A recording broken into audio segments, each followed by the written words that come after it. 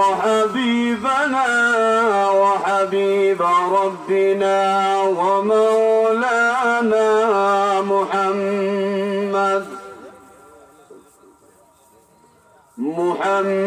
محمدا عبده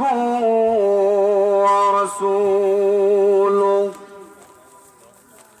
الذي أرسل إلى الناس كافة بشيرا ونذيرا وداعيا إلى الله بإذنه وسراجا منيرا أما بعد فقد قال الله تبارك وتعالى في كلامه المجيد والفرقانه الحميد أعوذ بالله من الشيطان الرجيم بسم الله الرحمن الرحيم ومن الناس والدواب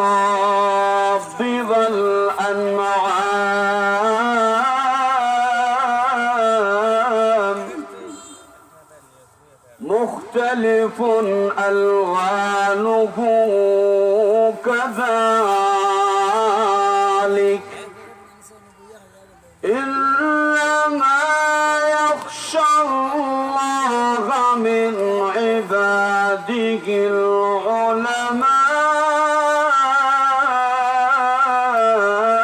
العلماء إن الله عزيز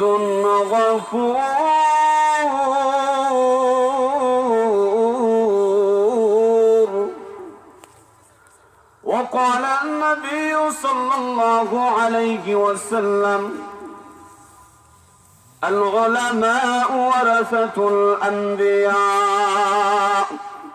أو كما قال النبي صلى الله عليه وسلم بارك الله لنا ولكم في القرآن العظيم ونفعنا وإياكم بالآيات والذكر الحكيم صلى الله على سيدنا ومولانا محمد وعلى آله وأصحابه وسلم صلى الله على سيدنا ومولانا محمد وعلى آله وأصحابه وسلم ملکا ذکر تو گویم کہ تو پاکی و خدائی ملکا ذکر تو گویم کہ تو پاکی و خدائی نروم بجزارن کہ تو آرغ بنمائی نروم بجزارن کہ تو آرغ بنمائی تو خداوند یمینی تو خداوند یساری تو خداوند یمینی تو خداوند یساری تو خداوند زمینی تو خداوند سمائی تو خداوند زمینی تو خداوند سمائی اللہ اللہ می کند عرض و سما اللہ اللہ می کند عرض و سما اللہ اللہ می کند جو ہوا لا الہ الا اللہ আওয়াজ দিয়ে সবাই আপনাদেরকে আগে আমি বলি আপনারা যে কয়জন আছেন আলহামদুলিল্লাহ, শুধু অ্যাক্টিভ থাকতে হবে, জোর দিয়ে আপনারা কথা বলতে হবে, জিকির করতে হবে, তাসবিহাত পড়তে হবে, জোর দিয়া বলেন, পারবেন তো ইনশাআল্লাহ? আমি এই কম মানুষ নিয়ে এই কথা বলতে পারবো, সমস্যা নাই। শুধুমাত্র আমাদের এটা জানার দরকার, আমি যে কথাগুলা বলতেছি আপনারা শুনতেছেন দিলের কান দিয়া, এটাই হইলেই যথেষ্ট। সবাই জোরে সুরে আল্লাহর নামের জিকির করি। লা ইলাহা ইল্লাল্লাহ, লা ইলাহা ইল্লাল্লাহ। কত কিছু কইরার মানুষ সারা দুনিয়া কাঁপাইলা, কত কিছু কইরার যুবক সারা দুনিয়া কাঁপাইলা। আল্লাহর আরশ কাঁপিয়ে দাও বল লা ইলাহা ইল্লাল্লাহ, লা ইলাহা ইল্লাল্লাহ, লা ইলাহা ইল্লাল্লাহ।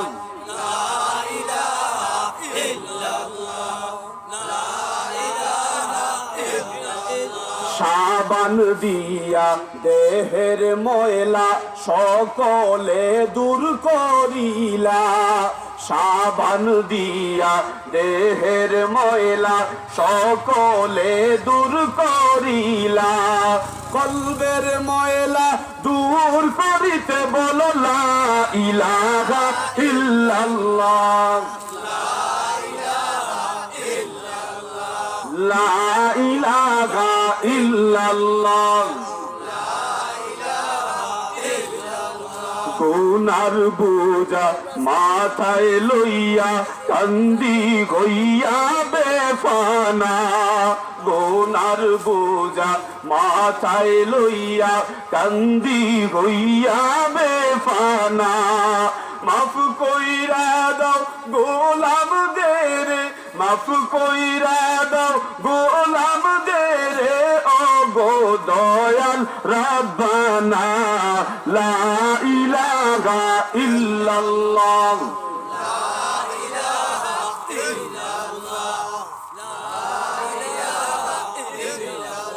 লা ইলাহা ইল্লাল্লাহ মুহাম্মাদুর রাসূলুল্লাহ।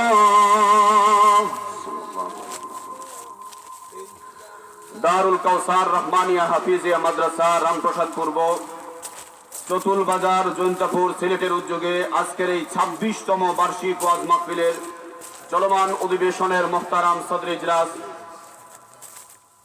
উপস্থিত হযরত উলামায়ে কেরাম, মুরব্বিয়ানে আযম, যুবক ভাইয়েরা, পর্দার অন্তরাল থেকে অনেক মা বোনেরা যারা সারা দিন থেকেই মাইকের আওয়াজের প্রতি কান পাতায় বসে আছেন, উলামায়ে কেরাম নসিহত করবেন আর শুনবেন, আমার সেই পর্দানিশীন মা ও বোনেরা, সর্বপ্রথম আল্লাহ পাক রব্বুল আলামিনের শুকরিয়া আদায় করছি। আল্লাহ পাক রব্বুল আলামিন এমন একটা মজলিসে আমাদেরকে বসার তৌফিক দান করছেন, যেই মজলিস সম্পর্কে রাসূল আকরাম সাল্লাল্লাহু আলাইহি ওয়াসাল্লাম ইরশাদ করেন, নাযালাত আলাইহিমুস সাকিনা। সুবহানাল্লাহ পড়ি।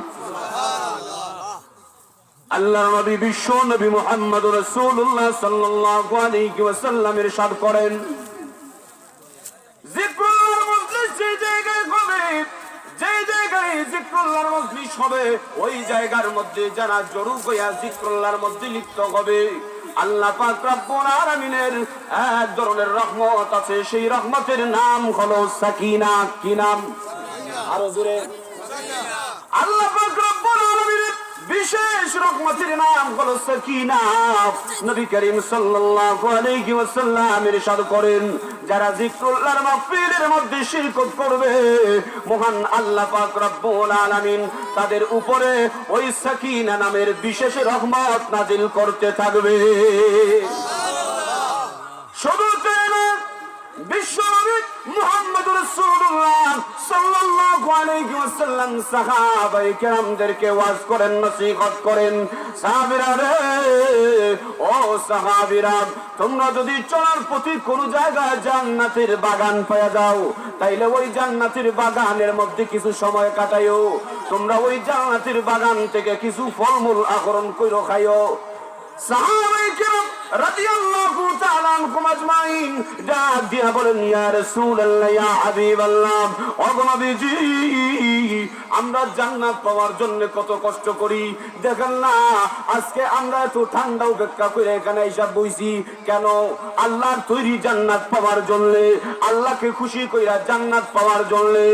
ও নবীজি, আমরা রাত্রিবেলা শেষ রাত্রি ঠান্ডা পানি দিয়া ওযু কইরা তাহাজ্জুদের নামাজ আদায় করি কেন গো নবী? আল্লাহর তৈরি জান্নাত পাওয়ার জন্য। আমরা আমাদের অর্থ সম্পদকে অনেক মহব্বত করি, টাকা পয়সা খুয়াইতে চাই না, শুধু দোলা করতাম চাই। কিন্তু এই মহব্বতের টাকা পয়সা আজকে আমরা ঈশা দারুল কাউসার রহমানিয়া হাফিজিয়া মাদ্রাসার মধ্যে আমরা দান কইরা দেই কেন গো? একমাত্র আল্লাহর তৈরি জান্নাত পাওয়ার জন্য। নবীজি, আমরা এত কষ্ট করি জান্নাত পাওয়ার জন্য, আর আপনি বলেন চলাফেরার পথে রাস্তায় যদি জান্নাতের বাগান পাই, যদি চলার পথে জান্নাত পাওয়া যায়, তাহলে কেমনে পাওয়া যায়? আপনার কথার তাৎপর্য কি, হাকিকত কি? রাসূল আকরাম সাল্লাল্লাহু আলাইহি ওয়াসাল্লাম ডাক দিয়া বলেন, সাহাবীরা রে, ও আমার সাহাবীরা শোনো, চলার পথে কোন জায়গায় যদি এমন মাহফিল পাও, যে মাহফিলের মধ্যে আমি আল্লাহর জিকির হয়, যে মাহফিলের মধ্যে আমার নবীর প্রতি দুরূদ পড়া হয়, যে মাহফিলের মধ্যে উলামায়ে কেরাম এমন কথা কোরআন হাদিস ভিত্তিক করেন, যে কথাগুলো শুনে সাধারণ মানুষ জান্নাতে যাওয়ার পথ খুঁজে পায়, উলামায়ে কেরাম এমন কথা বলেন, যেই কথাগুলো শুনে সাধারণ মানুষ জাহান্নাম থেকে বাঁচার পথ খুঁজে পায়। এক কথায়, জিক্রুল্লাহর মাজলিস তোমরা যে জায়গায় পাইবা সেই জায়গায় বসে যাও, মনে করবা জান্নাতের বাগানে বসে আছো। আরো আস্তে কোন সুবহানাল্লাহ। এই যে আপনারা সুবহানাল্লাহ বলছেন, এর আগে আপনাদেরকে জিকির করাইছি, আল্লাহর নাম নেওয়াইছি না? এই আল্লাহর নামের মধ্যে ফায়দা আছে না নাই? আছে।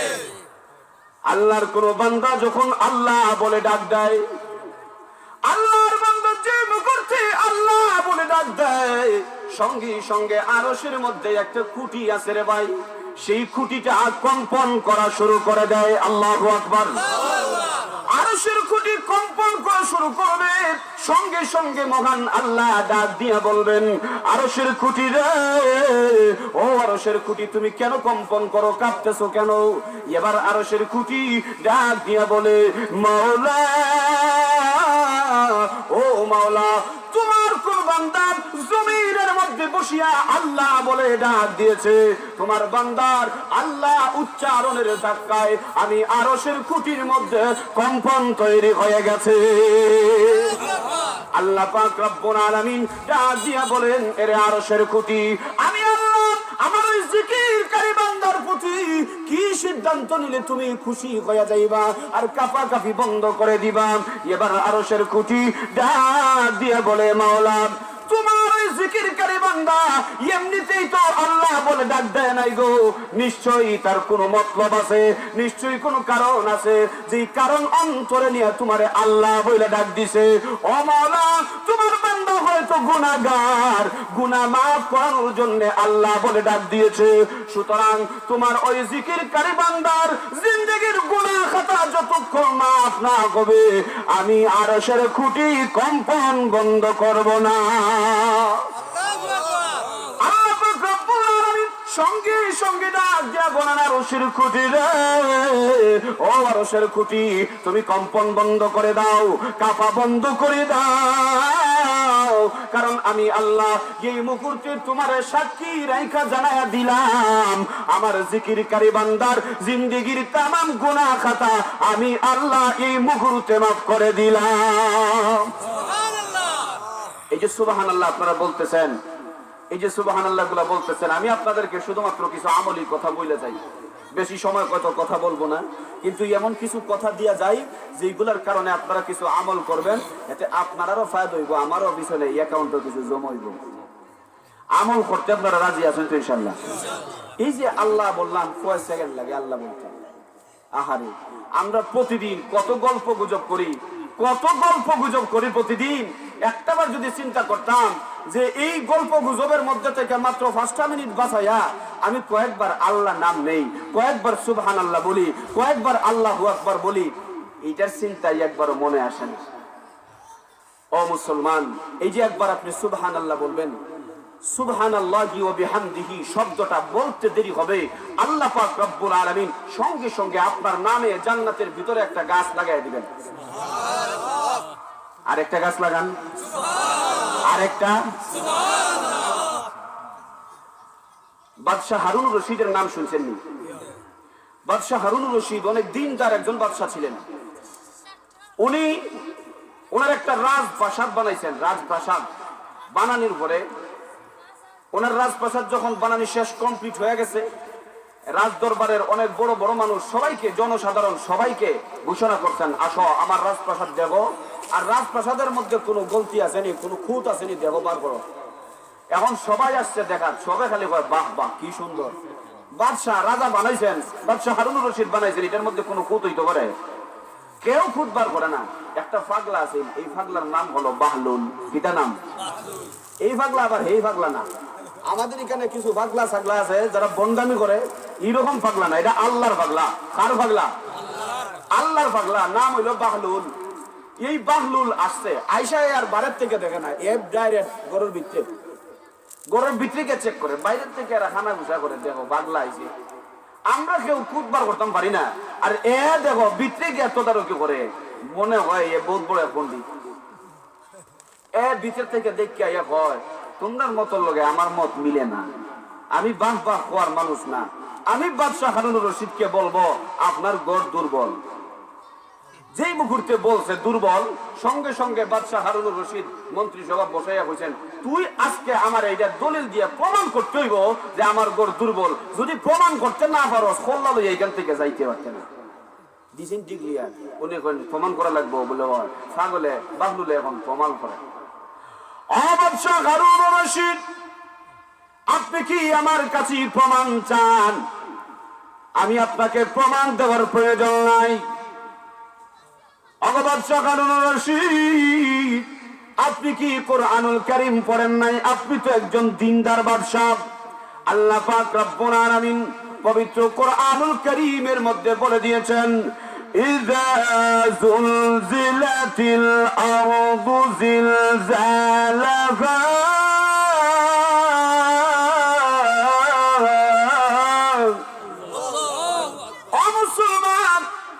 ওই বাহলুল পাগল ব্যক্তিটা বাদশাহ হারুনুর রশিদকে ডাক দিয়া বলে, সূরা জিলজালের মধ্যে আল্লাহ পাক রব্বুল আলামিন কিয়ামতের দিনের কথা স্মরণ করা দিয়েছেন।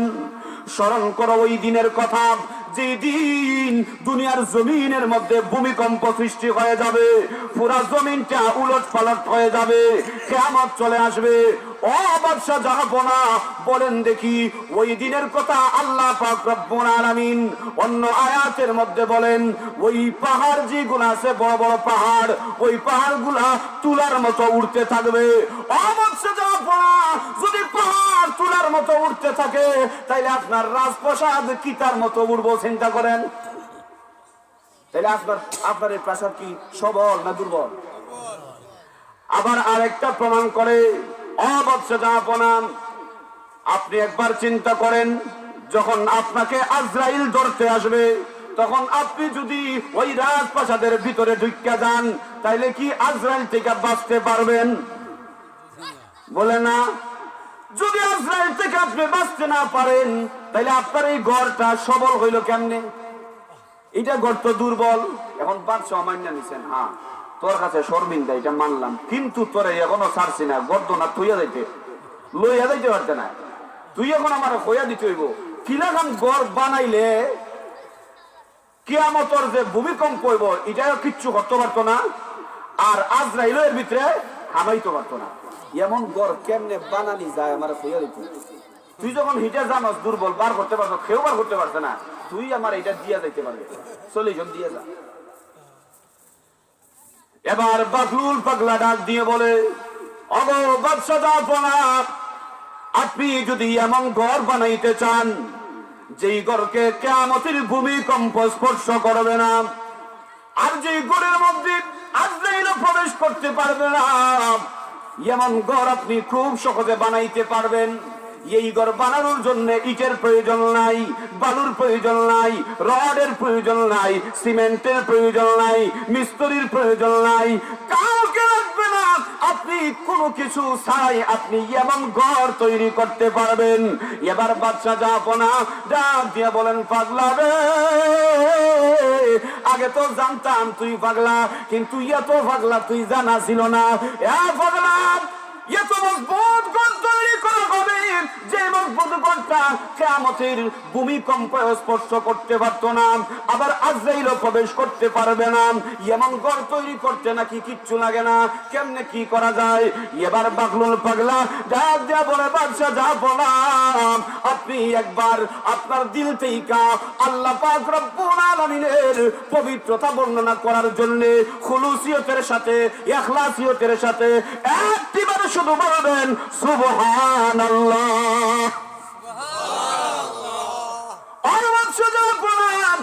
একবার শুধু আপনি সুবহানাল্লাহ পড়বেন, মহান আল্লাহ পাক রব্বুল আলামিন জান্নাতের ভিতরে আপনার জন্য এমন একটা বালাখানা তৈরি করবেন, যেই বালাখানা কিয়ামতেও কোনদিন স্পর্শ করবে না, আজরাইলও এই বালাখানার ভিতরে ঢুকতে পারবে না।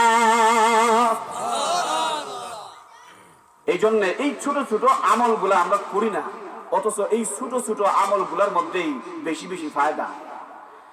আমরা বড় বড় হয়তো আমল করতে পারি না, কিন্তু এই ছোট ছোট আমলগুলো চাইলেই তো আমরা করতে পারি, কিন্তু আমরা অবহেলা করি। দুনিয়ার অনেক জিনিস আছে যেগুলা মনে করেন যেই জায়গায় কষ্ট বেশি হয় কিন্তু বেতন বেশি, দেখবেন কষ্ট বেশি হইলেও এখানে গিয়ে extra time over time duty হইলেও পয়সা বেশি এখানে যায়। কিন্তু আজকে মনে করেন এই মাহফিলে হয়তো দিনের বেলা শীত কম লাগছে, এই সময় আইছে, কিন্তু রাত্রের বেলা শীত একটু বেশি লাগে। এখন এখানে হইলে যে আল্লাহ সব বেশি দেয়, এদিকে খেয়াল নাই, ঠান্ডা বেশি লাগে, আর এদিকে আইতাম না। অথচ দুনিয়ার দিকে যেইভাবে খেয়াল, যদি এই দিকে এরকম খেয়াল থাকতো তাইলে মানুষ এটা চিন্তা করতো এখন ঠান্ডা একটু বেশি লাগে, তাইলে আল্লাহ সওয়াব ওই সময় বেশি দিব। কষ্ট করে যদি মাহফিল দ্বীনি কথাবার্তা হুনার লেগে যায়, তাইলে আল্লাহ পাক রব্বুল আলামিন সওয়াবও একটু বেশি দিব। কিন্তু এইদিকে আমাদের খুব লাভ লোকসানের কোনো চিন্তা নাই। আল্লাহ পাক রব্বুল আলামিন আমরা যাদেরকে এখানে বসার তৌফিক দান করছেন সবাইকে যেন সর্বপ্রথম কবুল করেন, সবাই পড়ি আমিন। আর যারা এখনো আসেন নাই ওনাদেরকে যেন এখানে আসার আল্লাহ পাক রব্বুল আলামিন তৌফিক দান করেন, সকলে পড়ি আমিন। আপনাদেরকে কিছু ফাজাইলি আলোচনা করছিলাম। আল্লাহ পাক রব্বুল আলামিন এই সুবহানাল্লাহর মধ্যে আরো অনেক ফায়দা রাখছেন। আপনাদেরকে যদি বলতে যাই অনেক সময়ের প্রয়োজন। আমি যাইমু গোলাপগঞ্জ, প্রতিদিনই রাইত হয়ে যায় 2টা, 2:30, 3টা, তারপরে সকালে মাদ্রাসা। এটাও তো মানুষের বডি, আমরা তো কিছু রেস্টের দরকার। আজকে মনে করছিলাম মনে হয় আজকে একটু আগে গিয়ে ঘুমাইমু। তাছাড়া বড় কথা এটা না, আমি যে ঘুমাই না এটা বড় কথা না। আমি যতক্ষণ পর্যন্ত বাড়িতে না যাই আমার আব্বা আম্মা ঘুমায় না। আমার আব্বা, আমি গাড়ির থেকে ফাও নামাইতে দেরি হয়, আমার আব্বা টর্চলাইট মারতে দেরি হয় না। এটা এখানে আমার এলাকার ভাই আছেন, আমি মিছা কথা বলে তারা ধরবো। তারা দেখেন প্রায় সময় আমার সাথে থাকেন, ওনার গাড়ি যে মুহূর্তে গাড়ির থেকে আমি ফাওটা নামাই আব্বা গ্রিল থেকে টর্চলাইট মারেন। আমি না গেলে ঘুমাইন না, আমার আম্মা ঘুমাইন না। এই জন্য শুধু আমি কষ্ট করি না, কষ্ট করেন আমার আম্মা আব্বাও। আজকে মনে করছিলাম হয়তো একটু আগে যাইব, আম্মা আব্বার কষ্টটা একটু কম হইব, কিন্তু অতিথি সাহেব চলে আসছেন। আমি তো মনে করেন সিলেটের মানুষ হিসাবে আমি মেজবান, উনি হলেন মেহমান। এই জন্য ওনার আলোচনা আমরা শুনে নিলাম। এখন আপনাদেরকে সংক্ষিপ্ত সময়ে কিছু কথা বলবো, দিলের কান দিয়ে আপনারা শোনার চেষ্টা করবেন, পারবেন তো ইনশাআল্লাহ? দেখেন আল্লাহ পাক রব্বুল আলামিন পবিত্র কোরআনুল কারীমের মধ্যে ইরশাদ করেন, ওয়ামিনাল নাসি ওয়াদ-দাওয়াবি ওয়াল আনআম।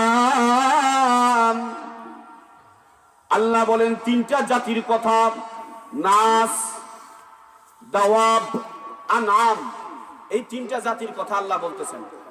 সর্বপ্রথম কিতার কথা কইছেন? নাস। এখন আপনারা বলেন, এই যে নাস, আপনারা কানাইঘাটের অনেক মানুষ, আপনারা অনেক দিনদার মানুষ আছেন, কারণ আপনাদের এখানে উলামায়ে কেরাম ভরপুর, এই জন্য আপনাদের মধ্যে দিনদারিত্ব একটু বেশি। আপনারা নাস বলতে আপনারা বুঝে গেছেন নাসের অর্থ মানুষ। কিটা নাসের অর্থ? নুন আলিফ জবর না আর সিন, এই নাসের অর্থ কিটা? মানুষ। জুড়ে বলেন না। না জানলে আজকে জানা হোক, কারণ দুনিয়ার জমিনে এখন এমন কিছু পণ্ডিত তৈরি হয়েছে যারা বর্তমানে এই নাসের অর্থ কয় বলে নাচানাচি কয়। আল্লাহ কুরআনুল কারীমের মধ্যে নাচ আর কথা কইছেন, এটার নাম হইলো আবুল সরকার। নাম শুনছেন? একটা বাউল, তার নাম হইলো আবুল সরকার। এই বাউল আবুল সরকার নিজের পণ্ডিত মনে করে। কেমন পণ্ডিত? এ নিজে মনে করে নাচের অর্থ বলে নাচানাচি করা। এটা কেমন আমি আপনারা কই। এক বেটার ফুয়া বাথরুমের ভিতরে ঢুকছে, বাথরুমের ভিতরে ঢুকিয়া এ নাচ গাওয়া আরম্ভ করছে। এ তার খামো সারে আর নাচও গায়। বালাগাল উলা বিকামালিহি কাশাফাদ দুজা বিজামালিহি, এটা গায়।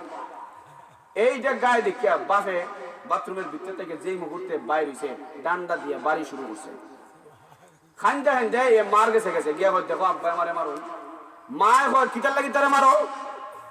কয় বাথরুমের ভিতরে গিয়া কোরআন তেলাওয়াত করে। বাথরুমের ভিতরে গিয়া কিতা করে? বালাগাল উলা বিকামালি, এটা কোরআন তেলাওয়াত করে বলে। বাপে কয়, যে মুহূর্তে কইছে মা কয় তুমি ব্যাক কল না কিতা? হে বালাগাল উলা বিকামালিহি কইছে, এটা কিতা কোরআন শরীফের আয়াত নেই, এটা তো একটা নাচ। এখন বাপে দিছে খান্দার শুনে। এখন বাপে খান্দে মাটি তুলে, তুমি খান্দো কেন? কয় সর্বনাশ, তুই বলছিস এটা কোরআন শরীফের আয়াত না। বলে না, বলে এটা দিয়ে আমি 23 বছর থেকে নামাজ পড়ি, সূরা ফাতিহার পরে আমি এটা পড়ি। বুঝতে পারছেন না আপনারা? এই চিন্তা করেন, এটারে মনে করে কোরআন। এই একটা ফাউল আছে বাউল আবুল সরকার, এখন কয় নাচ মানে বলে নাচানাচি। কয় আল্লাহ কোরআন এই নাচানাচির কথা কইছেন, কুল আউযু বিরাব্বিন নাস, আল্লাহ কইছেন নাচার কথা।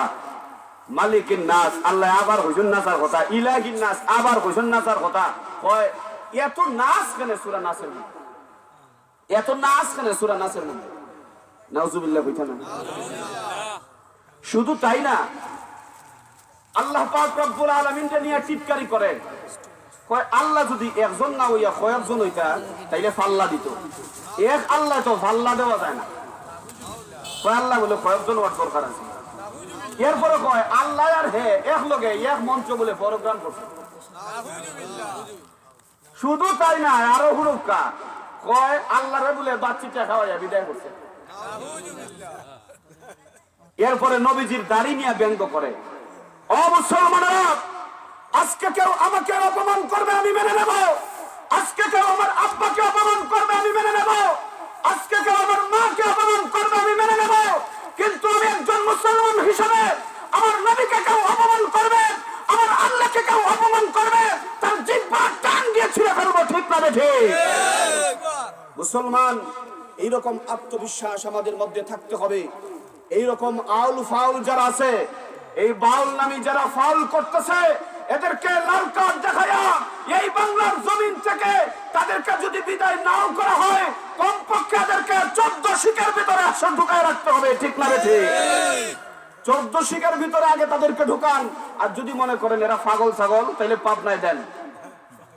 যদি মনে করেন পাগল ছাগল পাগলামি করে, তাইলে দেন কোথায়? পাবনায়। আর যদি মনে করেন পণ্ডিত, এমন পণ্ডিতদের বাংলার জমিনে দরকার নাই। বাংলার মুসলমানেরা ইসলাম জানে, বাংলার মুসলমানদেরকে ইসলাম শেখানোর জন্য বাউলদের প্রয়োজন নাই। ঠিক না ঠিক? আল্লাহ পাক রব্বুল আলামিন, আমরা এখন এইগুলা কথা বললেই সমস্যা। অনেকে আছেন আমাদেরকে বলবেন, হুজুর আপনারা সম্মানিত মানুষ, আপনারা সম্মানিত মানুষ, আপনারা মসজিদের ইমামতি করবেন, মিম্বরে থাকবেন, আপনারা মাদ্রাসার মুহাদ্দিস সাহেব হাদিস পড়াবেন, আপনারা ওই জায়গায় থাকবেন, তাফসীর করবেন, আপনারাই মাঠে ময়দানে আইসা বীর খালিদের তলোয়ার গর্জে উঠুক আরেকবার, শাহজালালের তলোয়ার গর্জে উঠুক আরেকবার, এইগুলা বলার জন্য আপনারা ময়দানে নামার দরকার কি? আপনারা সম্মানী মানুষ, আপনারা সম্মানের জায়গায় থাকবেন। আমরা স্পষ্ট ভাষায় জানিয়ে দিতে চাই, আপনারা চাউলের দাম বাড়িয়ে দেবেন, ওলামায়ে কেরাম ময়দানে নামেন না। আপনারা তেলের দাম বাড়িয়ে দেন, ওলামায়ে কেরাম ময়দানে নামেন না। আপনারা গ্যাসের দাম বাড়িয়ে দেন, ওলামায়ে কেরাম ময়দানে নামেন না। আপনারা বিদ্যুতের দাম বাড়িয়ে দেন, বিদ্যুৎ দিয়ে মানুষকে ডিস্টার্ব করেন, কিন্তু ওলামায়ে কেরাম ময়দানে নামেন না। আমরা এইগুলোর ময়দানে নামতে না পারি, কিন্তু যখন আমরা দেখব আল্লাহ তাআলার ইজ্জতের উপর কেউ হামলা করছে, নবীজির সুন্নাত দায়ের উপর কেউ হামলা করছে, আমরা ময়দানে নামবো। কারো বাপের ক্ষমতা নাই আমাদেরকে আটকে রাখার, ঠিক না ঠিক? মুসলমান, আমরা সকল সময় সকল জায়গায় থাকি না, কিন্তু যেই জায়গায় আমাদের প্রয়োজন ওলামায়ে কেরাম ঠিকই সেই জায়গায় থাকেন। এদের নামই হলো ওলামায়ে কেরাম। এরা দেখানোর জন্য কোনো জায়গায় থাকেন না, এরা আল্লাহকে ভয় করে যেই জায়গায় আল্লাহ বলেছেন থাকার জন্য, যেই জায়গায় কথা বলার জন্য তারা সেই জায়গায় কথা বলে। এদের নামই ওলামা। কি বলেন, জুড়ে করেন, ওলামা। আমি এই জন্য আপনাদের সম্মুখে আয়াতে কারিমা তেলাওয়াত করছি। আল্লাহ তাআলা বলেন ওয়া মিনান নাস ওয়াদ দাওয়াব ওয়াল আনআম। এই তিনটা জাতি, মানুষ এবং প্রাণীদের মধ্যে দুই প্রকার। এক দল হলো চতুষ্পদ প্রাণী, আর এক দল হলো গৃহপালিত প্রাণী। উভয় প্রকার প্রাণী আর মানুষ, এই তিন জাতির কথা আল্লাহ বলতেছেন মুখতালিফুন আলওয়ানুহু। এরা এদের রং বদলায়, কিটা করে রং বদলায়। আর পরবর্তীতে আল্লাহ বলতেছেন ইন্নামা ইয়াখশাল্লাহা মিন ইবাদিহিল উলামা।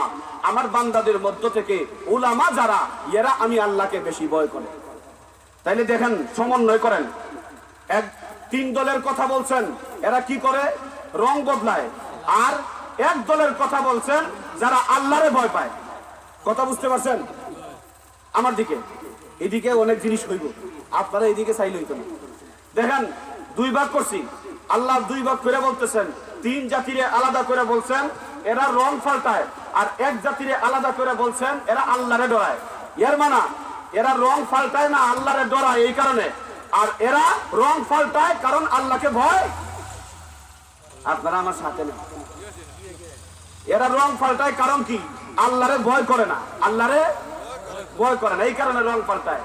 এখন আপনারা দেখেন রং কেমনে পাল্টায়। কিছু মানুষ এইরকম আছে যারা নবীর সুন্নত দাড়ি এটারে তাদের বেশ হিসাবে দিছে, বেশ ধরার জন্য দাড়ি রাখছে। যাদেরকে বেশ ধরার জন্য দাড়ি রেখে তাদেরকে বলা হয়েছে দরবেশ। কিতা বেশ? দরবেশ, দর্শে বেশ আর কি। এই দরবেশ তাদেরকে নাম দেওয়া হয়েছে। কি সুন্দর সাদা দাড়ি, সাদা পাঞ্জাবি, টুপি লাগাইয়া দরবেশ ছদ্মবেশ ধারণ করছে, যাতে মানুষ তারা বিশ্বাস কইরা তার পকেটেও মানুষের পয়সা রাখে। এখন তার পকেটে মানুষে বিভিন্ন মানুষে তার সারা জীবনের সম্বল, তার মেয়ে বিয়ে দেওয়ার পয়সা, জমিন বেচার পয়সা সবগুলো তার পকেটে জমা রাখছে। এ যখন দেখছে দরা খাইছি, এখন সব কিছু ছাইরা এখন মানুষের ফিটা খাওয়ার থেকে বাঁচার লাগিয়া, জেল জুলুম থেকে বাঁচার লাগিয়া এখন দেখা যায় বাগার আগে তার সুরতরে চেঞ্জ করছে, দাড়ি খাইটা সফান সফা করছেন। এরকম আপনাদের জানা আসেনি? এরকম মানুষ আছে, কিছুদিন আগে গেছে। এর ভিতরে যদি আল্লাহর ভয় থাকতো তাইলে এইরকম করতো না। এ তো আল্লাহর ভয় দাঁড়িয়ে রাখে নাই, এ সুরত ধরছে, রং পরিবর্তন করছে। এ রং পরিবর্তন করে এই দাঁড়িয়ে রাখছে। এখন যে মুহূর্তে তার স্বার্থের মধ্যে আঘাত পড়ছে, দেখছে ফিটের মধ্যে লাত্তিগত করবো, জেলে নিয়ে বলবো, রিমান্ড নিব, এখন এটার ভয়ে দাড়ি কাট চালাইছে। যদি তার ভিতরে আল্লাহর ভয় থাকতো তাহলে সে কইতো যে আজকে আমি এই দাড়ি নবীজির মহব্বতে রাখছি। আমার নবী, প্রিয় নবী মুহাম্মদ রাসূলুল্লাহ সাল্লাল্লাহু আলাইহি ওয়াসাল্লাম বলেছেন এই দাড়ির মধ্যে খুর লাগানো মানে আমার কলিজার মধ্যে খুর লাগানো। আজকে যদি তার নবীজির মহব্বত থাকতো, আল্লাহর মহব্বত থাকতো, তাহলে সে বলতো দাড়ি আমি নবীজির মহব্বতে রাখছি। আমার জেল হইতে পারে, রিমান্ড হইতে পারে, আমাকে জনগণে পিটাইতে পারে, পিটা খাইতে প্রস্তুত আছি, নবীর সুন্নতে খুর লাগাইতে আমি প্রস্তুত না। ঠিক না বেটি? কিন্তু মুসলমান আজকে সে আসলে সুন্নত মানছে না, আল্লাহরে ডরাইছে না, আসলে রং পাল্টাইছে। কিটা করছে? এদের কথাই আল্লাহ বলতেছেন এরা হলো কি রং পাল্টায়। শুধু এটা না, দেখেন রং পাল্টায় তারা নির্বাচনের সময় যখন আয়, নির্বাচনের সময় এলে মাথার মধ্যে বালা ভরা জালি টুপি দিয়ে এখন মসজিদে যায়। আর নির্বাচন যখন যায় মসজিদের দায়ের মনে হয় বছরের দিন দেখেন আসেনি এরকম না, আমি মনে নতুন বুঝেছি। মুসলমান আজকে যদি আমাদের প্রার্থী ভাইয়েরা যারা আছেন ওনাদের ভিতরে যদি আল্লাহর ভয় থাকতো, আপনারা জনগণকে দেখানোর জন্য কোন রকম কোন আমল করার প্রয়োজন নাই। আপনি আপনার নিজের জন্য আপনি মানুষের সেবা করেন, আল্লাহ আমাকে আজর দেবেন। মানুষের আমি সেবা করব, প্রতিদান কে দেবেন? আল্লাহ।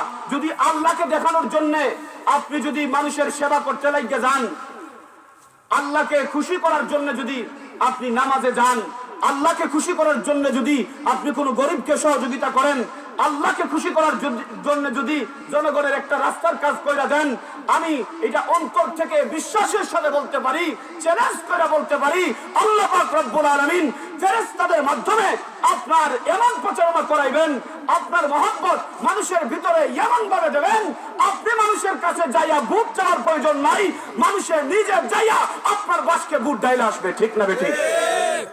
আপনি সর্বপ্রথম কি করেন? আল্লাহকে দেখানোর জন্য আল্লাহর ভয়ে কাজগুলা করেন। এখন আপনি শুধু মানুষকে দেখানোর জন্য একজন গরিবের মুঠিত নিয়ে 100 টাকা দিবেন আর 13টা সেলফি তুলবেন, 100 টাকা দিয়া 13টা সেলফি, তাও উল্টা পাল্টা ডাইনে বাবুয়ে সব দিকে। মুসলমান আল্লাহকে দেখানোর জন্য কাজ করেন, সুরত পাল্টাইবেন না। আপনি নির্বাচনের আগে একরকম আর নির্বাচনের পরে আরেক রকম। জনগণের কাছে আইসা আহারে একজন রুগী জীবনে হয়তো কেউ আসে না দেখতে, কিন্তু নির্বাচনের সময় এখন দেখা যায় 4-5 জন ক্যান্ডিডেট বিচারেরা দেখতে আয়, এখন ডিস্টার্ব কইরাই রুগীরে আদা বেমার আরো বাড়ায় দেয়। আর যেই সময় নির্বাচনের সময় শেষ, এখন আর দেখবেন কেউ কোনোদিন এদিকে আয় না। উনারে দেখতে হইলে পয়লা টিভির চ্যানেল পাল্টাবে না, তারপরে আপনি দেখতেন। সব চ্যানেলও তারা দেখাইতো না, দামি দামি বালার চ্যানেল যেগুলো আছে এগুলো দেখাই না। মুসলমান আপনি নির্বাচনের আগে একরকম, নির্বাচনের পরে আরেক রকম। যুবক ভাইরা এখানে আছেন, বিয়ার যে সময় আয় রায়বার আইব, এলাকাতে খবর নিত যে দামান বেটায় নামাজ টামাজ পড়েননি, এই বয়ে 1 সপ্তাহ থেকে নামাজ খালি নামাজও যায় এরকম না, নামাজও গিয়া সেরসেরায় টেস্ট সারে, কোন জিনিসও জুড়ে জুড়ে গিরিল লাগায়। এখানে মুয়াজ্জিন সাহেব আইতো আর তার হাজিরা নিত, হাজিরা দেয় আমি আইসি মসজিদে।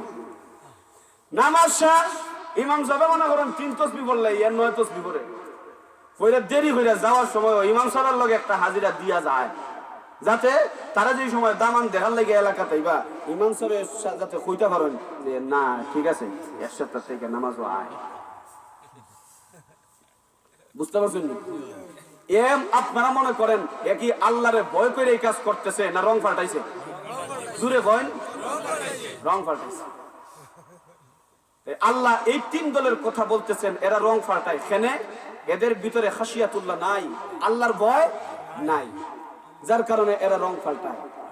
শুধু তাই না, ও মুসলমান, কত জায়গায় যে কত কিছু আছে। আপনারা বলবেন এখন হুজুর আয়াতের পরবর্তী অংশ যে আল্লাহ বলছেন ইন্নামা ইয়াখশাল্লাহা মিন ইবাদিহিল উলামা, আপনি তো উলামা বইলা মনে হয় খালি আলিমদের কথা বলতেছেন না। মুফাসসিরিনে কেরামগণ বলেন যাদের অন্তরে এই কথা আছে, এটা জানে যে আল্লাহ তাআলা কোন জিনিসের আদেশ করছেন আর কোন জিনিসের নিষেধ করছেন, এটা জানে আর জান না মাইন্না চলে, এরাও উলামাদের অন্তর্ভুক্ত। এতে যদি আপনি সাধারণ একজন মানুষও যদি আপনি আল্লাহরে ভয় করে চলেন, আল্লাহর হুকুম মাইনা চলেন, নিষেধগুলা যদি আপনি বাদ দিয়া চলেন, তাহলে আপনিও উলামাদের অন্তর্ভুক্ত। বুঝতে পারছেন? আল্লাহ পাক রব্বুল আলামিন উলামাদের কথা বলতেছেন, এরা আল্লাহরে ভয় পায়, যার কারণে রং পাল্টায় না। এই জন্য মুসলমান আপনারা, আমি এই কথাগুলা এই জন্য বেশিরভাগ জায়গায় আমি এই কথাগুলা বলি, কেন? আমাদের দেশটা গঠন করার এখন সময়। আমাদের দেশটা যদি আপনারা যদি সুন্দর করে বুঝেন, তাহলে এই দেশটা সুন্দরভাবে গঠিত হবে। আর আপনারা যদি ভুল সব কিছু বুঝেন আর আগের মতো যদি এরকম থাকেন, ধর্মকে বাদ দিয়া উলামায়ে কেরামদের পরামর্শ বাদ দিয়া যদি আপনারা থাকেন, তাইলে আমি এটা শিওর বলতে না পারলেও আন্দাজ কমপক্ষে আগের আন্দাজ তো আছে, আন্দাজের উপরে কইতাম পারি আগে যে দশা হয়েছিল এর থেকে কয়েক গুণ বেহাল দশা ও আল্লাহকে অপেক্ষা করে। ঠিক না বেঠিক? এখন আমরা ঠিক হইতেইব, শুধু মুখের মধ্যে ঠিক। এটাও যদি তাকে রং পাল্টানির বাপ যে হুজুর রে খুশি করার লাগে ঠিক, আসলে দিল ঠিক নাই, তাইলে এই ঠিক ওর কোনো মানা নাই। এই জন্য মুসলমান, আল্লাহর ভয় যদি অন্তরে থাকে তাইলে এই লোকটাকে দিয়া কোন রকম খারাপ কাজ হবে না, এই আশা করা যায়। এই জন্য আল্লাহ তাআলা দেখাই দিতেছেন এই আয়াতের মধ্যে, এই রং ফাল্টানে ওয়ালা যারা আছে এদের থেকে দূরে থাকবা, আর যারা আল্লাহকে বেশি ভয় করে তাদেরকে তোমরা তোমাদের পরিচালক বানাইবা। এটা এখানেও বুঝুন না, আল্লাহ তাআলা বলতেছেন ইয়া আইয়ুহাল্লাযীনা আমানুত্তাকুল্লাহ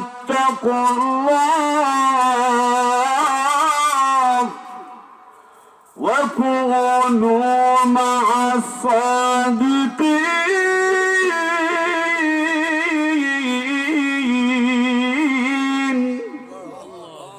আল্লাহ পাক রব্বুল আলামিন ঈমানদারদেরকে ডাক দিয়া বলেন, ঈমানদারেরা রে, আমি আল্লাহকে তোমরা ভয় করো, আর আরো একটা কাজ করবা, তোমরা সত্যবাদীদের সাথী হয়ে যাও।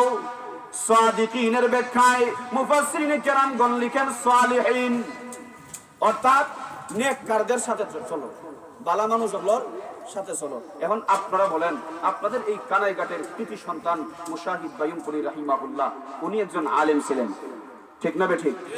এখন আপনারা বলেন, যদি আমরা এই মুহূর্তে প্রশ্ন করি যে মুশাহিদ বাইয়ুমপুরী রাহমাতুল্লাহি আলাইহির জামানায় বলেন আর এখন বলেন, একজন আল্লাহওয়ালা, সবচাইতে বেশি আল্লাহকে ভয় করনেওয়ালা, সবচাইতে বেশি নেক আমল করনেওয়ালা কে ছিলেন? আপনারা এক বাক্যে কি হযরতের নাম বলবেন না? জুড়ে বলেন না, বাইয়ুমপুরীর নাম আসবে না? তাইলে আমরা এখান থেকে কমপক্ষে সাধারণ জ্ঞানটা আমরা বুঝি যে একজন আলেম সবচাইতে বেশি নেককার, ভালো আমল তারা করেন, কারণ তারা সবচাইতে বেশি কোরআন এবং সুন্নাহর সাথে লেগে থাকেন। যার কারণে বেশিরভাগ, আমি এটা বলতেছি না সব ওলামায়ে কেরাম, ওলামায়ে কেরামদের মধ্যেও কিছু মানুষ আছেন যারা এই সাধারণ মানুষের চাইতেও আরো খারাপ, এরাও রং পাল্টায়। আমাদের মতো ওলামায়ে কেরামদের মধ্যেও কিছু আছেন যারা আসলে আলেম নয়, তারা ধোঁকা দেওয়ার জন্য আলেমের সুরত ধরছে। বুঝতে পারছেন আপনারা?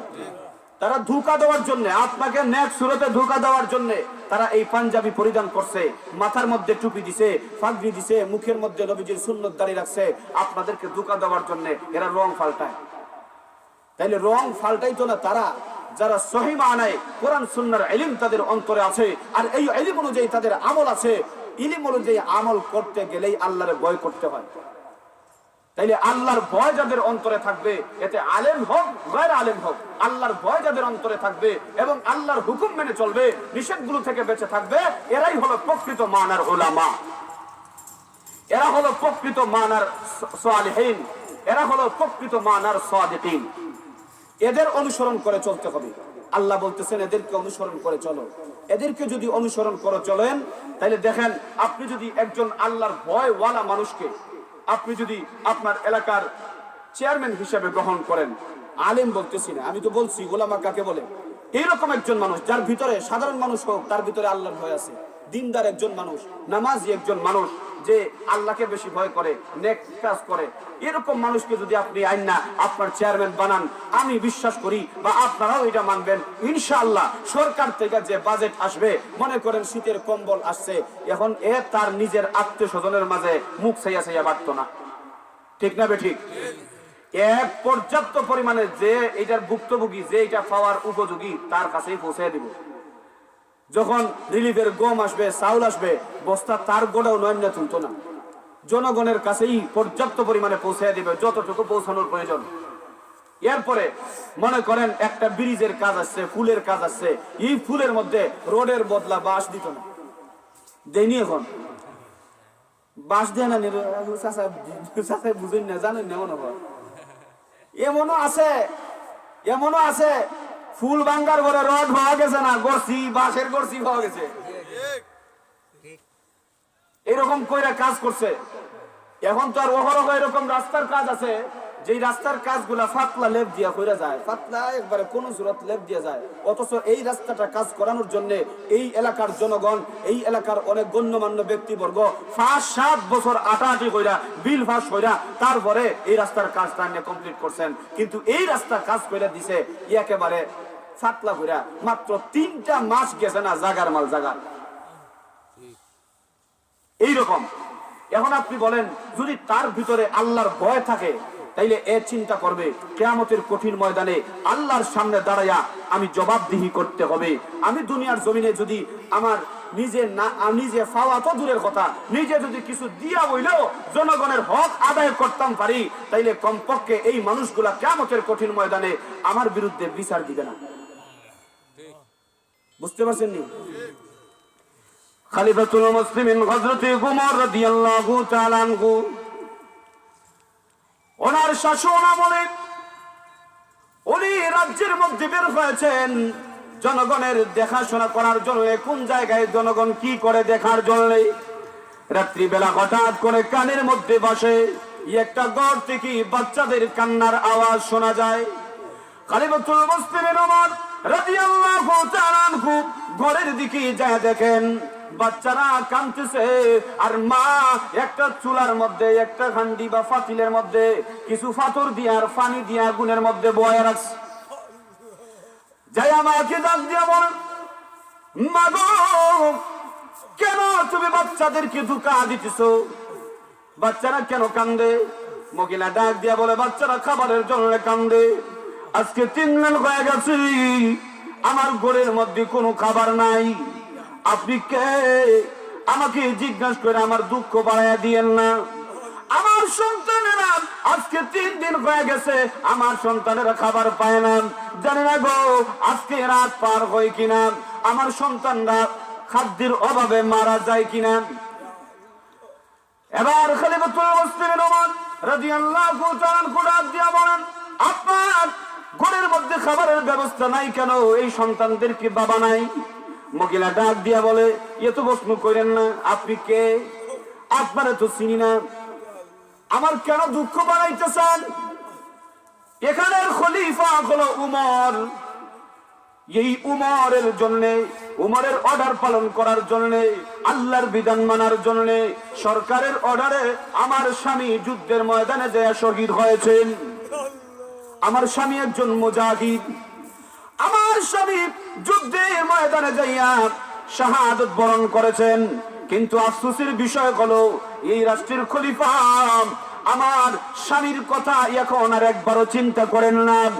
আমার স্বামীর পরিবার কেমন করে চলে, আমার এই সন্তানগুলা কিভাবে চলে, আমি বিধবা কিভাবে চলি, খলিফা একবারও খেয়াল করলেন না। এই দুঃখের কথা স্মরণ করেন না। আজকে এই খলিফার কারণেই আমার এই অবস্থা, আজকে সন্তানদেরকে খাবার দিতে পারি না। খলিফাতুল মুসলিমিন ওমর রাদিয়াল্লাহু তাআলা আনহু চোখের পানি ছেড়ে দিয়েছেন। ডাক দিয়া বলেন, মা গো আমাকে তুমি চিনার দরকার নাই।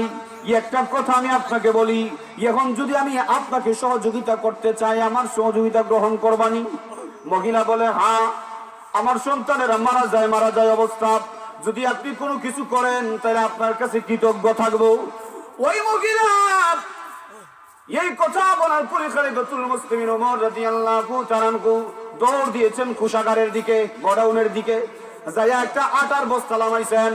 এখন খাদিম দৌড়ে আসছে, খলিফাতুল মুসলিমিন ওমর আপনি কেন এই বস্তা টানেন? আমাদের কি শুধু আদেশ করেন, আমরা নিয়ে পৌঁছে দেব, কোন জায়গায় দেওয়া লাগবে বলেন। খলিফাতুল মুসলিমিন ওমর রাদিয়াল্লাহু তাআলা আনহু ডাক দিয়া বলেন, না না, এটা আমার কাঁধের মধ্যে উঠায়া দাও, আমি নিজে এটা বহন করে নিয়ে যাব। এবার খাদিম মানে না, কয় না না, আপনি খলিফা, আপনি কেন বহন করবেন, আমাকে দেন। এ মানেই না। খলিফাতুল মুসলিমিন ওমর রাদিয়াল্লাহু তাআলা আনহু ডাক দিয়া বলেন, ঠিক আছে, এক শর্তে তোর খান্দ দিমু। আমার একটা শর্ত আছে, কিয়ামতের কঠিন ময়দানে আমার কোন প্রজা যখন আমার বিরুদ্ধে নালিশ করবে, এই পাপের একটা বোঝা হবে, এই বোঝা যদি তুই কিয়ামতের কঠিন ময়দানে তোর কাঁধে নিতে পারস, আমি এই মুহূর্তে এই আটার বস্তা তোর কাঁধে দিতে রাজি। এখন আর নিবনি। খলিফাতুল মুসলিমিন ওমর রাদিয়াল্লাহু তাআলা আনহুর কাঁধের মধ্যে আটার বস্তা তুলে দিল। উনি এটা নিয়ে ওই মা জননীর বাড়ির মধ্যে আসলেন। আয়েশা ওই মা জননীকে দিলেন। মা জননী এটা দিয়ে কাই বানাইয়া রুটি বইলা দেন। আর স্বয়ং খলিফাতুল মুসলিমিন ওমর রাদিয়াল্লাহু তাআলা আনহু নিজে আগুনের মধ্যে তাওয়ার মধ্যে রুটি ভাজেন। ভাইজা ওই সন্তানদেরকে কুলে নিয়া রুটি টুকরা টুকরা কইরা সন্তানদের মুখের মধ্যে তুলে দেন। দৃশ্যটা দেখতেছে ওই মহিলা দেখতেছে যে মুহূর্তে খাবারের কাজ শেষ হয়ে গেল, মহিলা ডাক দিয়ে বলেন, তুমি কে গো? আমি তো তোমাকে চিনতে পারলাম না, কিন্তু দুইটা জিনিস আমি তোমারে কয়া রাখি। এক নম্বর হলো কিয়ামতের কঠিন ময়দানে আমি কিন্তু উমরের প্রতি মামলা করব। উমরের উপরে আমি মামলা করব। আল্লাহর দরবারে যখন আমি মামলা করব, তুমি আমার পক্ষ থেকে সাক্ষী থাকবা যে আমি এরকম কষ্ট করছি সন্তান নিয়ে। আরেকটা কথা বলি, আজকে আমার মনের মধ্যে এমন একটা আনন্দ আসছে, প্রশান্তি আসছে। আমি এই মুহূর্তে দোয়া করি, উমরের পরে যদি কেউ এই রাষ্ট্রের খলিফা হয়, আল্লাহ পাক রব্বুল আলামিন যেন তোমাকে এই রাষ্ট্রের খলিফা বানায়। খারে খো উমর রাদিয়াল্লাহু তাআলা বলতেছে, কিন্তু চিনে না। খলিফাতুল মুসলিমিন ওমর রাদিয়াল্লাহু তাআলা এখান থেকে বাইরে হয়ে আসলেন। যাই এই বাড়িতে বিবিদেরকে বলতেছেন, আগামী কালকে আমার একজন স্পেশাল মেহমান আসবেন, ভালো কইরা খাতির করবা, খুব খেদমত করবা। ওইদিকে সৈন্যবাহিনীকে জানায় দিলেন, যাও অমুক জায়গায় আমার একজন মেহমান আছেন, সসম্মানে ওনাকে নিয়ে আসবেন। আবার ওইদিকে খাদিমকে বললেন, যাও একটা খেজুর গাছের ডাল পাতা ছিলাইয়া আমার সামনে এনে রাখো, শক্তপোক্ত একটা ডাল এনে আমার সামনে রাখো। খলিফাতুল মুসলিমিন ওমর রাদিয়াল্লাহু তাআলা যখন সংবাদ পাঠাইলেন, সৈন্যবাহিনী মায়ের কাছে গেল। যে মুহূর্তে সৈন্যবাহিনী দেখছেন বাড়ির সামনে মহিলা কাঁপতেছে। আরে কালকে যে ওই লোকটা যে আসছিল, তার সামনে আমি খলিফার কত বদনাম করছি, মনে হয় ওই লোকটা গিয়া খলিফারে বইলে দিস। খলিফা মনে হয় রাগান্বিত করে এখন আমারে শাস্তি দেবেন। মহিলা ভয় পাইয়া যায়। একেবারে রাজদরবারের সামনে যাওয়ার পরে মহিলা চিন্তা করে, যাই হোক যা কিছু করো, আমার স্বামীর সাথে হয়েছে, আমাদের সাথেও হয়েছে, আর কি কষ্টের বাকি আছে, করুক যা করার। কিন্তু কিয়ামতের কঠিন ময়দানে আমি যে যাইয়া নালিশ করব, যদি উমরের চেহারা যদি একবার না দেখি তাহলে চিনবো কেমনে? তাহলে একবার কল্লাটা উঠাইয়া উমরের চেহারা দেখি। যে মুহূর্তে মহিলা মাথা উঠাইয়া উমর রাদিয়াল্লাহু তাআলা আনহুর চেহারার দিকে তাকাইছে, মহিলা আল্লাহু আকবার বইলা মাটিতে পড়ে গেছে। খলিফাতুল মুসলিমিন ওমর রাদিয়াল্লাহু তাআলা আনহু সৈন্যবাহিনীদেরকে দিয়ে ওনাকে উঠাইলেন। মহিলা ডাক দিয়া বলে, আমারে মাফ করে দেন, আপনি তো ওই দিন আমার সামনে ছিলেন, আপনি তো খারাপ মানুষ না গো, আপনি তো অনেক ভালো মনের একজন মানুষ, আমি চিনতে পারি নাই, না চিনে আপনার প্রতি অনেক মন্তব্য করেছি, আমাকে ক্ষমা কইরা দেন। খলিফাতুল মুসলিমিন ওমর রাদিয়াল্লাহু তাআলা ডাক দিয়ে বলেন, মাগো আপনি কেন আমার কাছে ক্ষমা চান? ক্ষমা তো আমি চাইবো, আমি দেখতে পারি নাই, আমার জানার মধ্যে ছিল না, আপনার স্বামীকে আমি খেয়াল করার দরকার ছিল, আপনার সন্তানদের খেয়াল করার দরকার ছিল, এটা রাষ্ট্রের কাছে আপনার পাওনা, আপনার হক, কিন্তু আমি আপনার হক আদায় করতে পারি নাই। এই জন্য আপনি ক্ষমা চাওয়ার প্রয়োজন নাই, আমি তো দোষ করেছি। এই জন্য দেখেন সামনে আপনার জন্য খেজুরের একটা ডাল পাতা সিলাই আপনার সামনে রাখলাম, আমার পিঠের কাপড় আমি সরাই দিলাম, আপনার যা মনে চায় আমার পিঠের মধ্যে খেজুরের ডাল দিয়ে আঘাত করেন, তবুও আল্লাহর দোহাই লাগে আল্লাহর কাছে আমার কথা নালিশ দিয়েন না। এই হলেন শাসকেরা। আপনারা একবার চিন্তা করেন, এইরকম তাকওয়াওয়ালা একজন শাসক যদি আমাদের হয়ে যায়, তাহলে আমাদের কি আর কোনো দুঃখ আসবে? ও মুসলমান, এই জন্যে ওমর রাদিয়াল্লাহু তাআলা আনহু তো এই নবী করিম সাল্লাল্লাহু আলাইহি ওয়াসাল্লাম থেকে এগুলা শিখছেন, এই সুন্নাহ থেকে তো উনি শিখছেন, এই কোরআন থেকেই তো উনি শাসন পরিচালনা শিখছেন। তাইলে এই কোরআন এবং সুন্নাহর শাসন যদি কেউ জানতে চায়, তাইলে উলামায়ে কেরামদের সাথে চলতে হবে কি হবে না? ওনাদের অনুসরণ করতে হবে কি হবে না? মুসলমান এই জন্য উলামায়ে কেরামদের থেকে এইগুলা জানতে হবে, জেনে আপনারা এই পথে দেশকে চালাতে হবে, তখনই এই দেশের মধ্যে শান্তি আসবে। আমরা তো এখন বর্তমানে এমন হইছে যে মনে করি আমরা সাধারণ, আর সরকার যিনি কইছেন ইনি অনেক বড়, ওনার কোনো প্রশ্ন করাই যাইত না। উনি তো সরকারকে প্রশ্ন করা তো দূরের কথা, আপনার মেম্বার চেয়ারম্যানকে অনেক সময় প্রশ্ন করতে অসুবিধা, কারণ সামনে দাঁড়ানো তাকে দুইটা বলওয়ান। যেমনি আমি কইমু, আমি কইয়া আমি যদি তার একটু টেকুল দেই যে আপনার এই কাজ হইছে না, এই কাজ হইছে না, আপনার যদি ভুল ধরি, তাইলে আমি এখান থেকে বাজারও যাওয়ার আমার কোনো গ্যারান্টি নাই। এই যে কি হাদি ভাই আছে না, হাদি ভাইয়ের মতো মাথার ফুলি উড়াই দিব রাস্তার মধ্যে, আপনার জীবনের কোনো গ্যারান্টি নাই। আপনি তার বিরোধিতা করবেন, আপনার মাথার ফুলি উড়ব, খোয়ার কোনো কিটা নাই, সাহসিকতা নাই।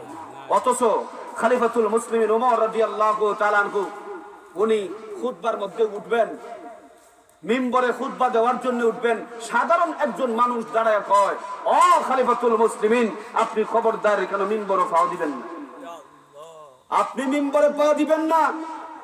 আমার প্রশ্নের উত্তর আপনি দিতে হবে। একটা প্রশ্ন করব আপনাকে, এর উত্তর যদি আপনি সঠিক দিতে পারেন, তাইলে আপনি মিম্বরে উঠবেন, আপনি খুতবা দেবেন, আপনার খুতবা শুনবো। আর যদি উত্তর দিতে না পারেন, আটকে যান, আপনার খুতবা আমরা শুনবো না। আপনারা কি বলেন, একজন সরকার প্রধানমন্ত্রীকে আমরা কেউ হওয়ার এরকম সাহস আছে?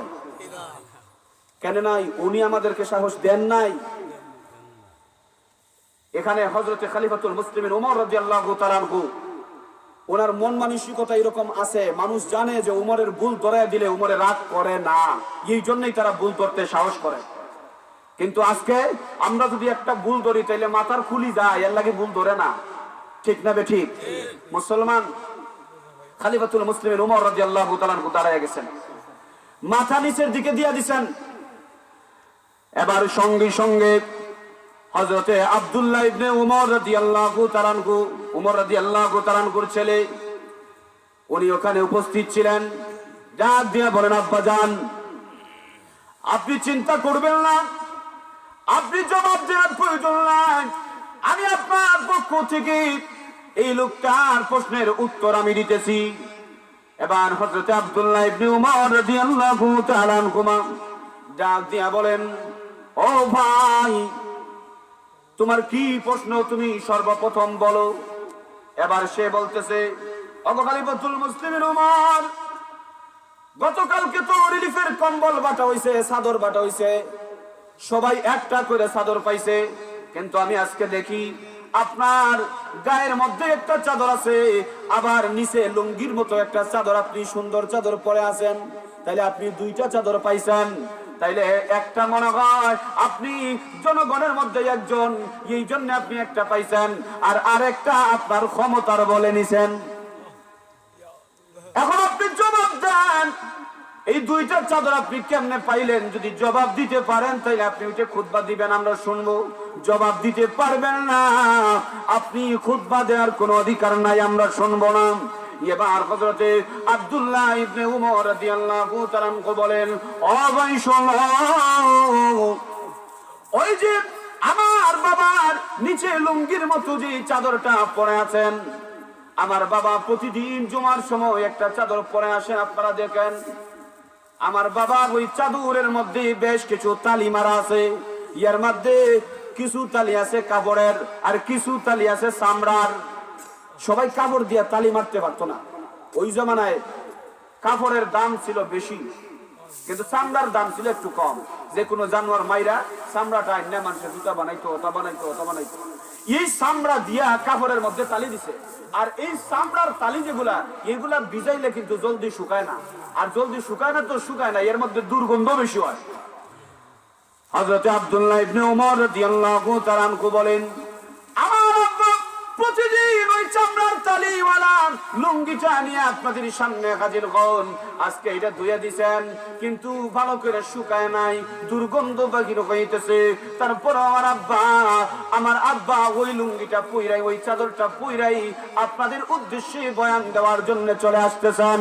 আমি রাস্তার মধ্যে আটকে দিলাম, আব্বা জান, ও আব্বা জান, আপনার এই চাদরের মধ্যে গন্ধ হয়, আপনি ওই চাদরটা খোলেন। আর আমি তো একটা চাদর পাইছি, আমার আরো চাদর আছে, আমি ওইটা ব্যবহার করব। আমার নতুন চাদরটা আজকে আপনি লুঙ্গি হিসাবে পয়রা নেন। ও ভাই শুনো, আজকে যে আমার আব্বার নিচের যে লুঙ্গির মতো যে চাদরটা দেখতেছেন, এটা আমার আব্বার না, এটা আমি আব্দুল্লাহর।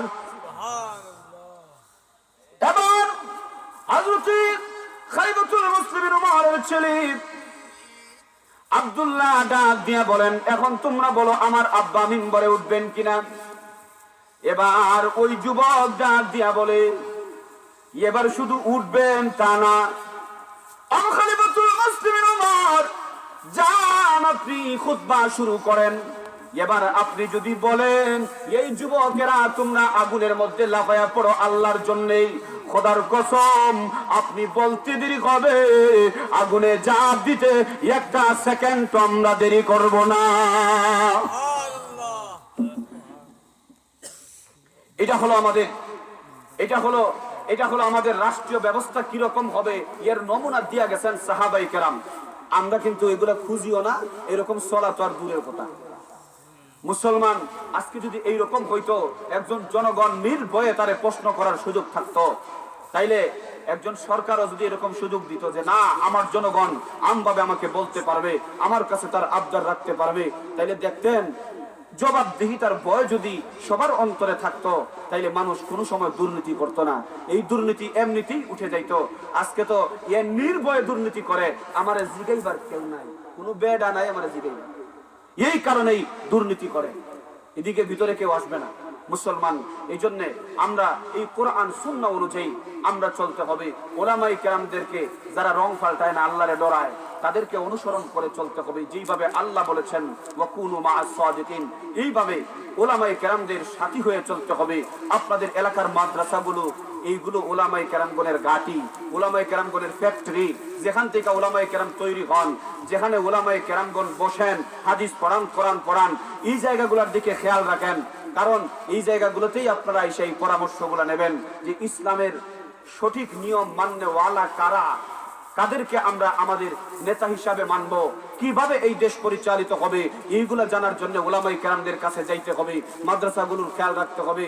আপনারা সবাই রাজি আছেন তো এই মাদ্রাসাগুলোর সাথে থাকার?